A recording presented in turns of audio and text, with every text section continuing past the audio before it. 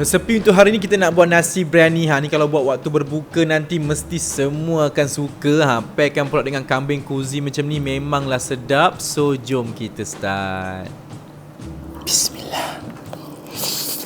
First kita nak rendamkan 2 cawan beras basmati selama 30 minit. So sementara menunggu tu dalam pan boleh masukkan 2 sudu minyak sapi and boleh tumiskan hirisan 2 biji bawang merah, 4 ulas bawang putih, 1 inci halia, rempah 3 sekawan dengan sehelai daun pandan. Dan untuk bagi lagi sedap kita nak guna rempah dari Faiza ni. Satu jenama 1000 rasa. Macam-macam rempah yang ada. Cuma hari ni kita nak guna yang rempah biryani ni. Masukkan dalam 2 sudu besar macam tu and then boleh kacaukan je macam biasa.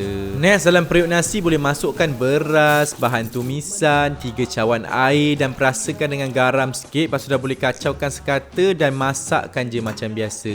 Bila dah naik cantik macam ni, boleh masukkan sedikit pewarna kuning saffron dan boleh taburkan daun ketumbar, kismis, bawang goreng dengan kacang gajur sikit and then boleh masakkan sekejap dan dah siap nasi biryani kita hari ni. Jangan kata untuk berbuka ni, kalau nak buat juadah hari raya nanti pun sesuai juga. So selamat mencuba.